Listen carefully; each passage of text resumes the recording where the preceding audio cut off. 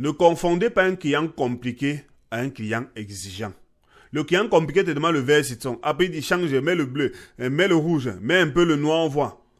Le client exigeant, lui, sait ce qu'il veut. Il te demande du vert citron parce qu'il a besoin du vert citron. Et tu mets le vert saumon, il te dit non, vert nuit, vert citron. Une fois que c'est vert citron, il dit valider.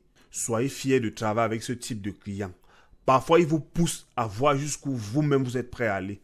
Il vous pousse à vous améliorer chaque jour. Il vous pousse à en apprendre davantage. Parfois, ces clients ont des bonnes idées. Des idées que nous-mêmes, nous savons que si nous prenons en considération, ça améliore le travail. Mais comme le processus sera encore long, on veut faire croire au client que non, il se trompe. Ou alors on fait semblant de comprendre ce qu'il dit. Mais au fond, on a compris ce qu'il veut et on sait que ça va améliorer le travail. Voici un macaron que j'ai fait il y a environ 5 à 6 ans.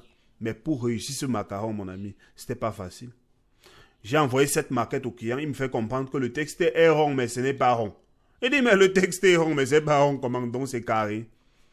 On a tourné en rond pendant au moins 45 minutes. Il est allé sur Internet, il a téléchargé cette image et il m'a envoyé. Là, j'ai compris que mon texte n'était vraiment pas rond. Et là, ça ne s'appelait même pas de texte rond. C'est le client, quand il m'envoie l'image, il me fait comprendre que je veux un texte circulaire similaire à l'image que je vous ai envoyée. Et là, j'ai appris que ça ne s'appelle pas le texte rond, ça s'appelle un texte circulaire.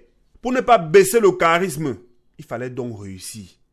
Je suis allé chercher comment faire les textes circulaires sur Photoshop, Illustrator, InDesign. Alors, je vous montre aujourd'hui comment faire un texte circulaire sur Illustrator.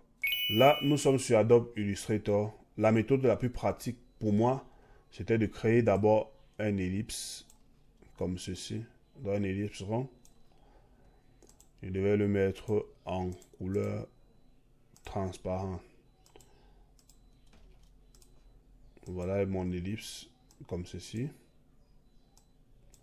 Et une fois, je vais venir chercher l'outil texte curviligne. Une fois choisi, je vais le placer ici sur le point du haut de mon ellipse que j'ai créé.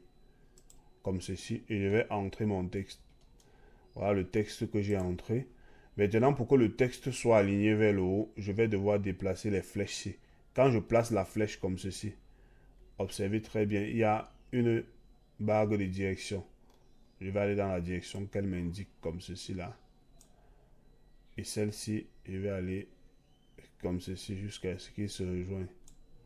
Et là, je vais venir aligner le texte. Je prends l'outil texte. Je vais aller ensuite sur paragraphe aligné comme ceci. Là, on peut observer que le texte s'est adapté à la forme comme ceci. Maintenant, je vais faire pour